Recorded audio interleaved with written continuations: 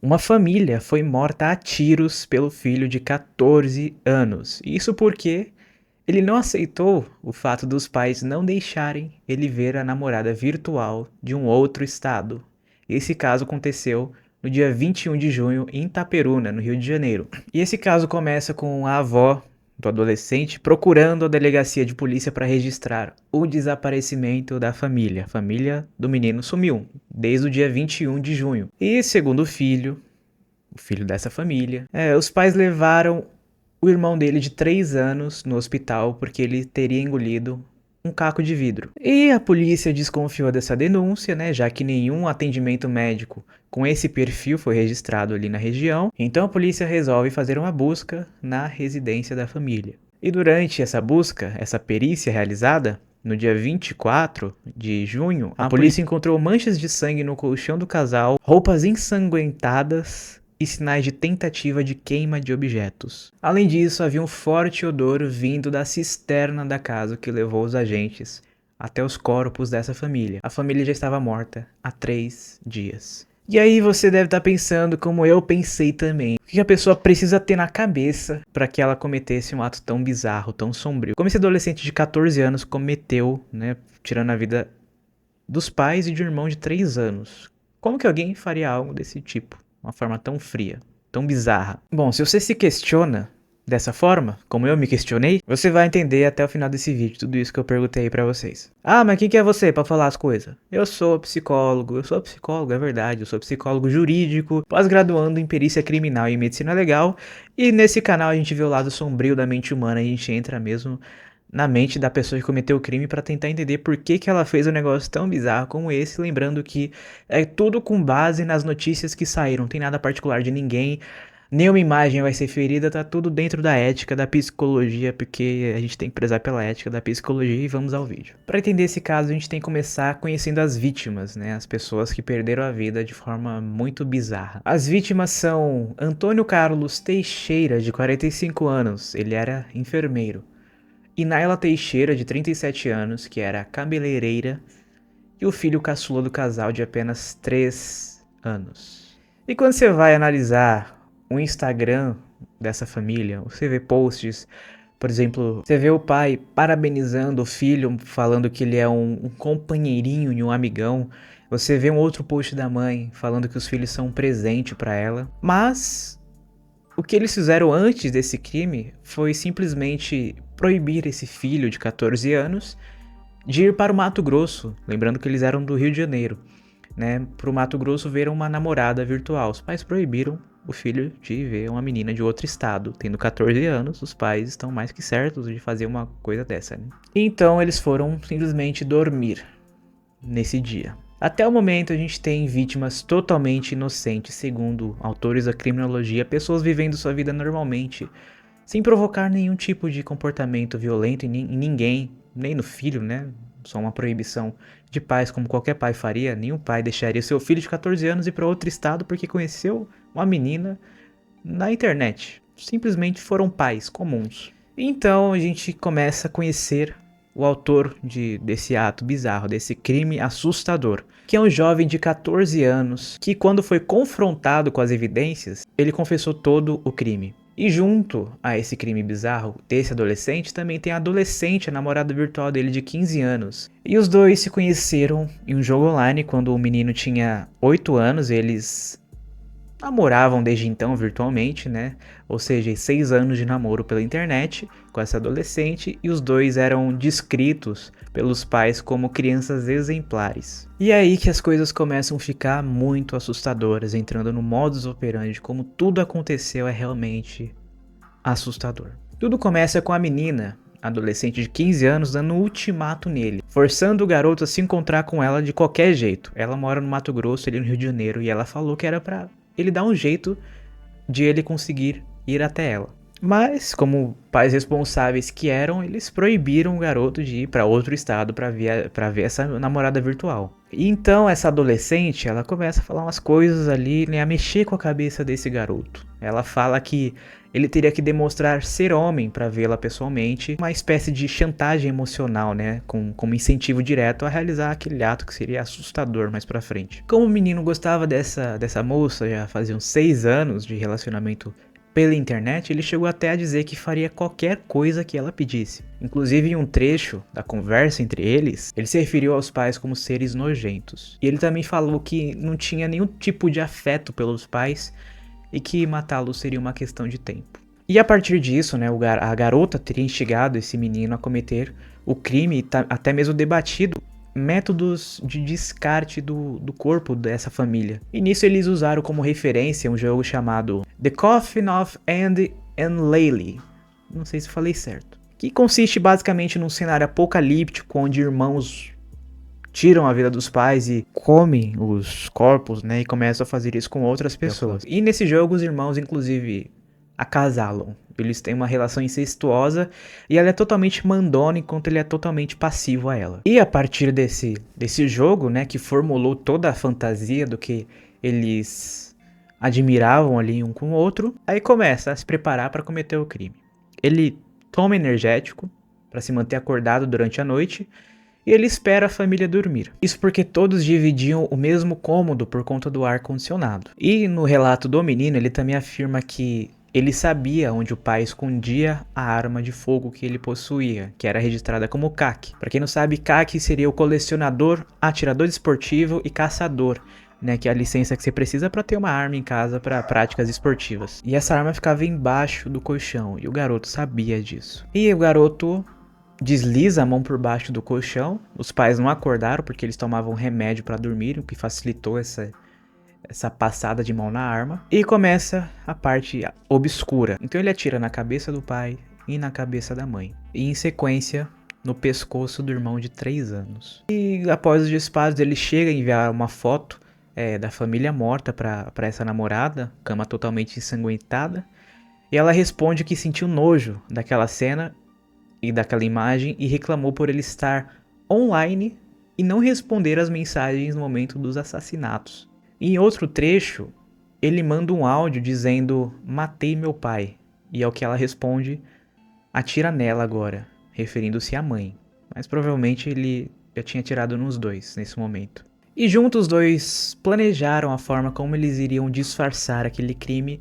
Eles cogitaram colocar a arma na mão do irmão mais novo para simular um acidente, né? E até mesmo como se desfazer dos corpos ali, eles pensaram em dar aos porcos para eliminar qualquer evidência. Não só isso, mas eles também planejaram tirar a vida da avó do menino, mas eles desistiram dessa ideia porque ficaria óbvio demais que foram eles. E após toda essa cena caótica e brutal, ele pega produtos de limpeza, usa no chão como uma forma de facilitar o deslocamento dos corpos até a cisterna da casa e limpar os vestígios do crime. A cisterna fica ali cerca de 5 metros do quarto onde cometeu o assassinato. E após todo esse ato bizarro e sombrio de fato, né, eles continuaram trocando mensagens amorosas e brincadeiras. E em uma dessas mensagens a menina afirma que nunca pensou que alguém faria isso por ela. Mas logo após esse crime, ele apaga as conversas com a namorada, pega o celular do pai, acessa os aplicativos diversos que tem ali e descobre que o pai teria um saldo de 33 mil para ser retirado do FGTS. E aí ele realiza algumas buscas de como sacar dinheiro de pessoas mortas. O garoto também havia preparado uma bolsa com os pertences dele e com os celulares dos pais, indicando que ele planejava fugir. E foi aí que esse garoto mentiu, né, que os familiares foram para o hospital no dia seguinte, quando na verdade ele estava só tentando se safar daquele ato esquisito, bizarro, brutal que ele cometeu e mentiu para os familiares, mentiu para a avó, mentiu para a polícia. Inclusive, a avó do garoto chegou até a esconder a arma na casa dela. Mas aí a polícia analisa que ela fez isso por medo, por medo do que aconteceria com o garoto, com a situação toda. Ela estava em estado de choque, né? A polícia desconsiderou isso. E aí no depoimento o delegado conta que, além dessas mentiras, o garoto estava tranquilo, estava frio, conversou como qualquer pessoa, numa boa, sem pressão, foi espontâneo e ele quis abertamente falar o que tinha acontecido ali. Inclusive ele fala que só matou o garoto de 3 anos porque ele queria poupar o irmão da dor de perder os pais. Olha só, ele tirou a vida dos pais do garoto e fala que ia poupar o garoto da dor de perder os pais. E ainda fala que faria tudo de novo. E a expectativa, ao que parece, é que ele fosse pro Mato Grosso, pra casa dessa menina, pra também tirar a vida da mãe da menina. No fundo, os dois tratavam as vítimas como personagens de um jogo online de teor extremamente violento, que é esse jogo que eu falei no começo, que inclusive esse jogo foi banido na Austrália inicialmente, e o delegado falou que eles nem sequer jogavam esse jogo, ou eles só consumiam os vídeos no YouTube. E aí a gente entra na parte que a gente tenta entender o porquê que esse garoto fez algo tão bizarro juntamente com essa menina que também foi muito bizarra lá de longe. Ela conseguiu ser bem sinistra também. Primeiro a gente pensa no gatilho de tudo isso, né? A motivação inicial, que a gente vê que ele quis cometer todo esse ato depois que os pais negaram essa viagem para que ele visse a namorada virtual. Esse teria sido o gatilho inicial. E nesse gatilho a gente enxerga o quê? Por que ele fez isso exatamente? Os pais não deixaram ele viajar. Logo, ele sentiu esse desejo de eliminar essas figuras de autoridade que estavam limitando essa vontade dele, essa realização de ver a namorada virtual. A primeiro momento é isso. E se a gente for ver como ele se comportou do começo ao fim do crime, a gente vê lá que antes do crime, no pré-crime, ele tinha esse contato virtual com essa menina desde os 8 anos de idade, né? E já nesse comportamento, da parte dele, já tinha uma submissão em relação a essa namorada, e da parte dela, ela já era uma autoridade sobre esse menino. E no crime os dois entram nessa perspectiva de jogo, agindo como se eles fossem protagonistas ali no mundo deles, ainda com essa relação de autoridade e submissão. Ele submisso, ela autoridade sobre ele, pensando que estavam em um jogo, né, ou fantasiando que estavam em um jogo, e por isso eles se desconectam dessa realidade e agem com uma frieza assustadora. E assim que eles finalizam esse crime, juntos, a gente vê uma devoção, uma comemoração ao realizar esses atos bizarros. E aí nesse pós-crime, né, depois do crime, a gente vê que ele tenta ocultar os corpos, né, e mentir sobre a situação dos pais, o que mostra uma falta de remorso assustadora. Tem uma falta de remorso em também falar que faria tudo de novo, e como ele trata o caso com uma distância. E não é esquisito que a gente veja um provável arrependimento por parte dele e por parte dela. Não o arrependimento de ter cometido crime, mas o arrependimento de terem sido pegos, e principalmente da parte dele, ter sido pego e separado da namorada. A namorada apresenta tudo isso também, né? Tanto que ela que induziu todas essas emoções iniciais e comportamentos no menino, mas no fundo, no fim, são igualmente culpados, né? Não tem um mais culpado que o outro. Os dois são igualmente culpados. Independente de quem cometeu de fato o crime ou quem ficou de longe arquitetando o crime, os dois são igualmente culpados. Mas o que tem que ter na mente de um ser humano? O que acontece na cabeça de alguém de fato? Qual o fenômeno psicológico para chegar num ponto desse nível, né? Porque é assustador o que esses dois fizeram, né? A gente vê traços de comportamentos antissociais, psicopáticos até, você pode imaginar, de submissão intensa, autoridade intensa, frieza intensa. Só que tem algo na psicologia que se chama folie à deux. Eu acho que é assim que fala, né? Que é o delírio a dois. Nesse caso específico, nesse transtorno, digamos assim, a gente tem duas pessoas. Primeiro, que seria o indutor, né? Que tem uma pessoa com crenças distorcidas, que tem traços delirantes.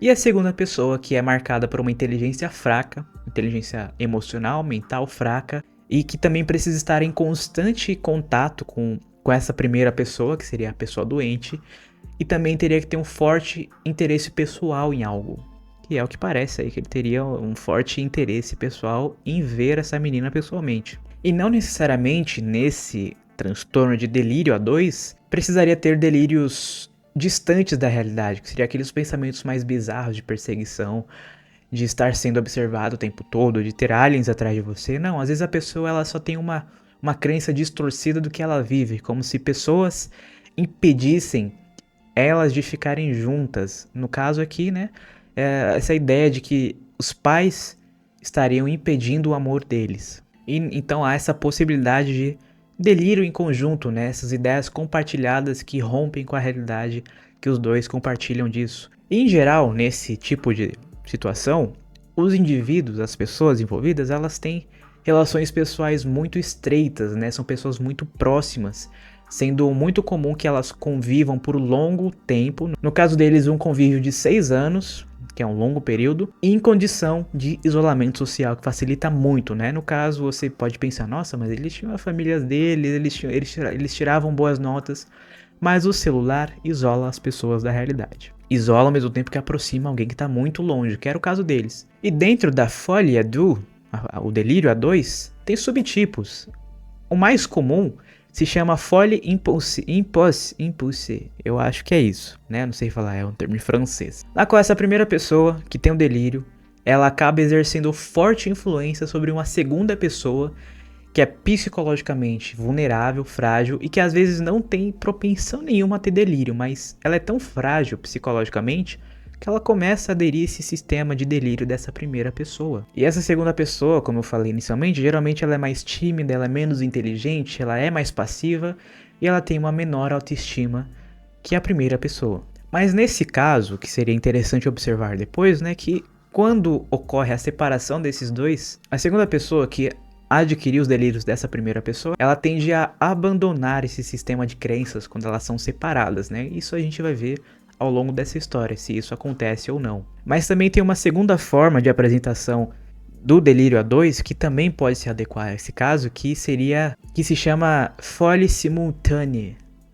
Eu acho que eu estou falando francês errado, mas é isso. Que é quando esse sistema delirante aparece simultaneamente nos dois, ou seja, os dois adquirem delírios ao mesmo tempo, né, os mesmos delírios ao mesmo tempo, que pode ser sim o caso deles, até porque eles se conhecem desde muito jovens, né, eles podem ter criado junto essa realidade alternativa deles, como se tudo fosse um jogo na cabeça deles e que tudo daria certo, porque na cabeça deles, o bizarro disso tudo é que eles realmente achavam que daria certo esse plano, como se fosse totalmente viável, que ninguém descobrisse o que eles planejaram e que iriam viver juntos de alguma forma. Ou pelo menos isso na parte dele, porque a menina parece um pouco mais consciente de que tudo aquilo ali não daria muito certo não, mas no fundo ambos sabiam que era tudo muito errado, né? Tanto que eles tentaram esconder toda a situação. Isso é só uma hipótese, né? Do que poderia estar dentro da mente desses dois. Mas o que levaria eles a isso é muito delicado, porque a gente tem que lembrar que são crianças. Se tratando de crianças, adolescentes, fica tudo muito delicado, né? Porque sendo crianças, sendo adolescentes, eles não têm ego, eles não têm estrutura mental, eles não têm estrutura cerebral totalmente formada, né? Então eles ainda estão se desenvolvendo. E dependendo da mídia social, pode sim ter mais influência sobre a cabeça de pessoas imaturas. Não quer dizer que a culpa seja do jogo ali que eles viam, que eles cometeram tudo isso por causa do jogo. Jamais, isso jamais. O jogo pode ter funcionado como uma forma ali deles moldarem o comportamento do que eles já pretendiam fazer, né? Uma forma só de colocar pra fora o que já estava na mente deles. Não que o jogo tenha causado isso. Isso não... Se você pensar isso, tira da sua cabeça isso. Nenhum conteúdo desse tipo tem a capacidade de criar comportamentos violentos por si só, né? Se fosse assim, todo mundo que lê caso criminal sairia causando atrocidade por aí. E não é isso. Então o jogo pode ter só servido para dar forma ao que ela e ele já fariam de uma forma ou de outra, mais cedo ou mais tarde. Tanto que ele mesmo falou isso, que seria a questão de tempo tirar a vida dos pais. Eu nem acharia estranho se fosse a menina que tivesse sugerido esse jogo pra ele, pra que ela desse forma ao que ela já queria fazer de uma forma ou de outra. Já o menino, essa coisa de eliminar os pais, parece mais uma questão dessa falta de estrutura com a realidade, com o real, né? Porque ele sempre viveu no mundo virtual desde cedo, né? Muito tempo no virtual desde cedo. E aí nisso o ego dele vale mais no virtual do que no mundo real. De repente ele era mais importante ali no virtual do que no real. E nisso o mundo real se torna secundário. E com a menina a mesma coisa, né? Esse desejo de eliminar a autoridade por parte dela passou pro menino. E nisso o mundo real já não tinha relevância, porque os dois estavam vidrados na virtualidade do mundo deles. Porque eles foram criados assim, eles cresceram assim, eles se conheceram assim, a relação deles era virtual. Então, o mundo real perdeu importância para eles. E esse foi o perigo desse caso todo. E esse também é o problema de você se conectar e viver no virtual desde muito novo, né? Ambos não tinham estrutura mental formada no mundo real, mas eles formaram a própria estrutura mental, emocional, com base na realidade virtual, que se tornou o principal mundo deles. Então assim, não que os jogos ou situações virtuais sejam prejudiciais, né, num todo, mas é prejudicial você viver somente naquela realidade, se estruturar naquela realidade e tomar aquilo como sua verdade principal, como se nada mais importasse, porque o virtual é gostoso demais. É gostoso demais, eu jogo joguinhos também, eu acho muito divertido. E eu sou bom nos jogos que eu jogo, eu sou muito importante lá quando eu jogo, mas não quer dizer que eu vou viver aquela realidade, porque tem um mundo que me aguarda, minha família, trabalho e coisas afim. Eu tenho que ter a consciência de que são duas coisas separadas, né? E isso quando a criança desde nova vive no mundo virtual, talvez ela não crie essa consciência, a realidade virtual se torna mais importante. E esse seria o principal problema desse caso, né? A falta de controle, a falta de limite com redes sociais para crianças, para adolescentes, principalmente para crianças, né? Que eles estão aí desde os 8, os 9 anos se relacionando nas redes sociais, coisas assim. Então o que dá para entender desse caso, no final de tudo, da mente dessas pessoas, a mensagem final que esse crime deles mostra pra gente é que eles queriam ficar juntos e eliminar qualquer obstáculo, qualquer pessoa que os impedisse de viver esse amor proibido entre eles, né? Nessa realidade que eles idealizaram, sem base no mundo real, como devem ser, né? De forma saudável, sempre ter uma base no que é a vida real. E bom, na manhã do dia 27 de junho, o garoto foi conduzido ao Centro de Socioeducação em São Fidélis, após determinação da Justiça do Rio de Janeiro, que decidiu pela internação provisória dele por 45 dias. Ele vai responder por ato infracional análogo a triplo homicídio e ocultação de cadáver. Já a menina de 15 anos foi apreendida pela polícia em Água Boa, no Mato Grosso, sob suspeita de participação no crime. Lembrando que o máximo de tempo que os dois podem ficar internados em unidades socioeducativas são de 3 anos. Esse é o tempo máximo para esse tipo de situação. Ou seja, daqui a 3 anos eles estão soltos, né? Dependendo de como ocorrer aí, se entenderem que eles não são aptos para viver em sociedade, talvez fiquem mais aí, né, interditados. Mas é um caso que corre em segredo de justiça por envolver menores de idade. E aí fica aquele pensamento: se os pais tivessem permitido essa viagem, o desfecho seria outro?